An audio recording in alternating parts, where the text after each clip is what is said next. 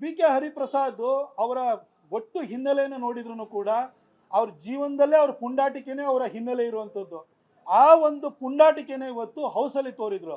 ಆದರೆ ಸಿದ್ದರಾಮಯ್ಯನವರು ನಡ್ಕೊಂಡಿದ್ದ ರೀತಿ ಇದೆಯಲ್ಲ, ಅವರ ಶಾಸಕರುಗಳು ಇವರೇ ಈ ರೀತಿ ಮಂತ್ರಿ ಸ್ಥಾನದ ಮೇಲೆ ಕಣ್ಣಿಟ್ಟಿರುವಂಥವ್ರು ಅವ್ರನ್ನ ಓಲೈಸಕ್ಕೆ ಹೋಗ್ತಾ ಇರೋದನ್ನು ನೋಡಿದಾದ್ರೂ ಕೂಡ ಒಬ್ಬರು ಕಾನೂನು ಪದವೀಧರರಾಗಿ ಈ ರೀತಿ ನಡ್ಕೊಂಡಿದ್ದು ಮಾತ್ರ ನಿಜಕ್ಕೂ ನಾವೆಲ್ಲರೂ ಕೂಡ ಬೇಸರ ಮಾಡ್ಕೊಳ್ಳುವಂಥ, ತಲೆ ತೆಗೆಸುವಂಥ ಒಂದು ಘಟನೆ ಆಗಿದೆ.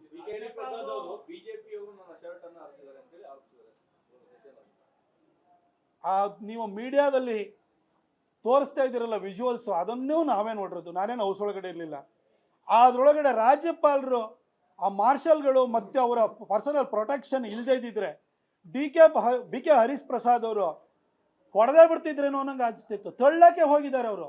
ಹಿಂದ್ಗಡೆಯಿಂದ ಒಂದಷ್ಟು ಜನ ಅವರು ಶಾಸಕರು, ಅವರು ಪುಂಡ್ರ ಯಾರು ಹೋಗಿ ಈಗ ಸದನ ಸೇರ್ಕೊಂಡಿದ್ದಾರೆ ಅಂತ ನಮಗೆ ಅನುಮಾನ ಬರ್ತಾ ಇದೆ. ಅವರು ಹೋಗಿ ಹಿಂದ್ಗಡೆಯಿಂದ ಅಟ್ಟಿಸ್ಕೊಂಡು ಹೋಗ್ತಾ ಇದ್ದಾರೆ, ಅವ್ರ ಮುಂದೆ ಹೋಗಿ ತಡಿತಾ ಇದ್ದಾರೆ. ಬಟ್ಟೆ ಹರಿದ್ರೆ ಅಲ್ಲ, ರಾಜ್ಯಪಾಲರು ಅವ್ರ ಪಾಡಿಗೆ ಅವ್ರು ಹೋಗ್ತಾ ಇದ್ರು, ನೀವು ಅಡ್ಡಾಕಕ್ಕೆ ಯಾಕೆ ಹೋಗ್ತೀರಿ ಸರ್?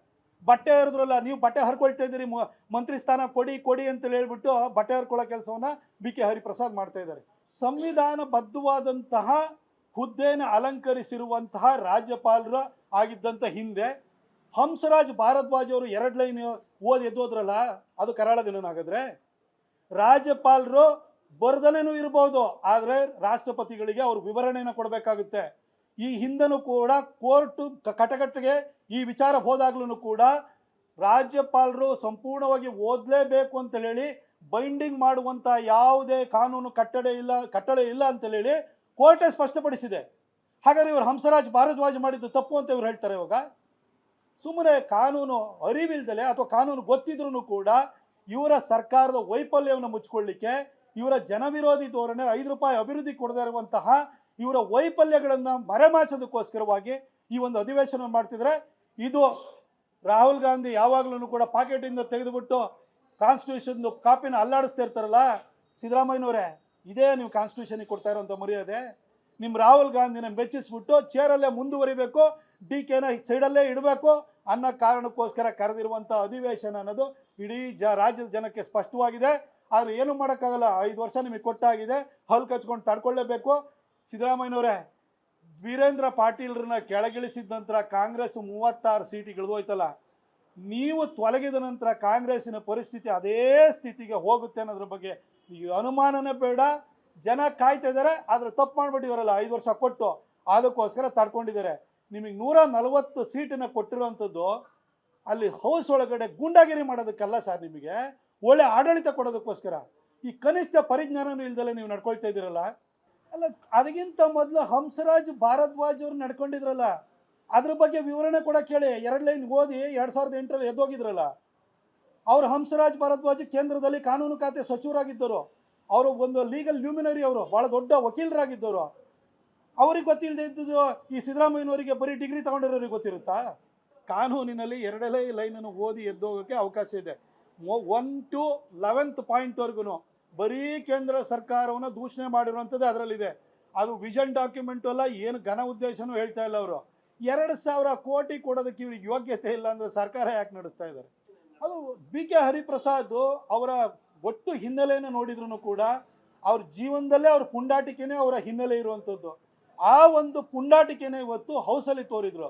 ಆದರೆ ಸಿದ್ದರಾಮಯ್ಯನವರು ನಡ್ಕೊಂಡಿದ್ದ ರೀತಿ ಇದೆಯಲ್ಲ, ಅವರ ಶಾಸಕರುಗಳು ಇವರೇ ಈ ರೀತಿ ಮಂತ್ರಿ ಸ್ಥಾನದ ಮೇಲೆ ಕಣ್ಣಿಟ್ಟಿರುವಂಥವ್ರು ಅವ್ರನ್ನ ಓಲೈಸಕ್ಕೆ ಹೋಗ್ತಾ ಇರೋದನ್ನು ನೋಡಿದಾದ್ರೂ ಕೂಡ ಒಬ್ಬರು ಕಾನೂನು ಪದವೀಧರರಾಗಿ ಈ ರೀತಿ ನಡ್ಕೊಂಡಿದ್ದು ಮಾತ್ರ ನಿಜಕ್ಕೂ ನಾವೆಲ್ಲರೂ ಕೂಡ ಬೇಸರ ಮಾಡ್ಕೊಳ್ಳುವಂಥ, ತಲೆ ತೆಗೆಸುವಂಥ ಒಂದು ಘಟನೆ ಆಗಿದೆ.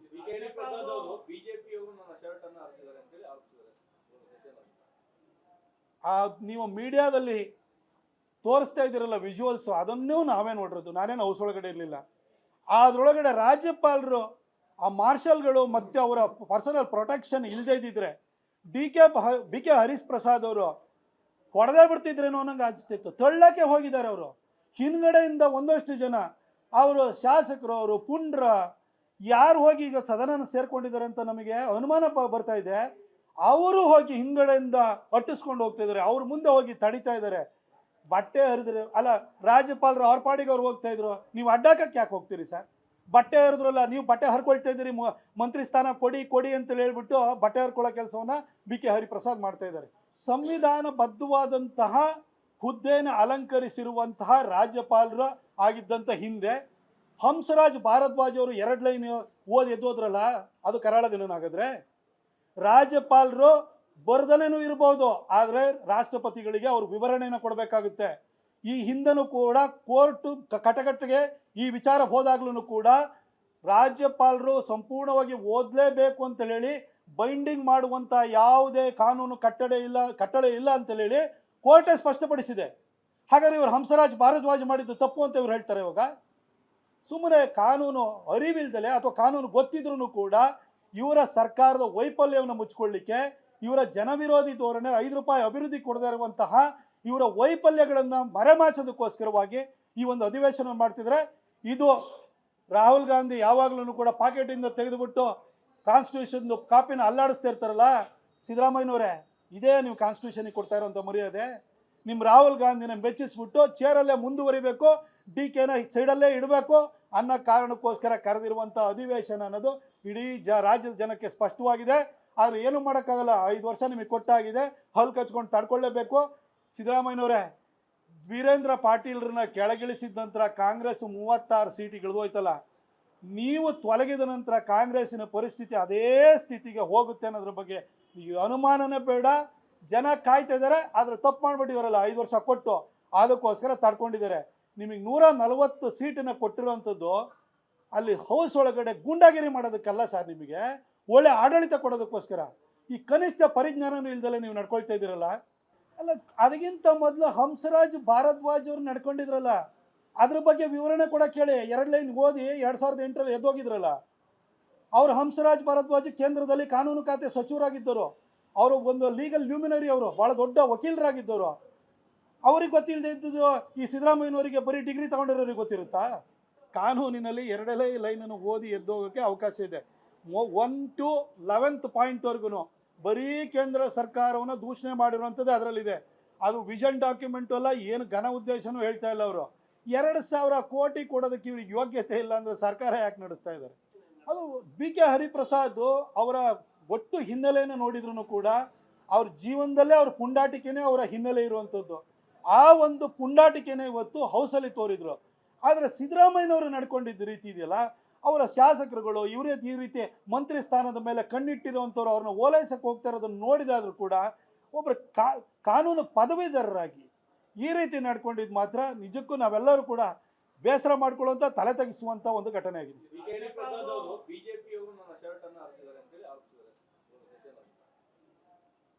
ನೀವು ಮೀಡಿಯಾದಲ್ಲಿ ತೋರಿಸ್ತಾ ಇದ್ದೀರಲ್ಲ ವಿಜುವಲ್ಸು, ಅದನ್ನೂ ನಾವೇ ನೋಡಿರೋದು, ನಾನೇನು ಹೌಸ್ ಒಳಗಡೆ ಇರಲಿಲ್ಲ. ಅದರೊಳಗಡೆ ರಾಜ್ಯಪಾಲರು, ಆ ಮಾರ್ಷಲ್ಗಳು ಮತ್ತು ಅವರ ಪರ್ಸನಲ್ ಪ್ರೊಟೆಕ್ಷನ್ ಇಲ್ಲದೇ ಇದ್ದಿದ್ರೆ ಬಿ ಕೆ ಹರಿಪ್ರಸಾದ್ ಅವರು ಹೊಡೆದೇ ಬಿಡ್ತಿದ್ರೇನೋ ಅನ್ನಂಗೆ ಅನಿಸ್ತಿತ್ತು. ತಳ್ಳಕ್ಕೆ ಹೋಗಿದ್ದಾರೆ ಅವರು.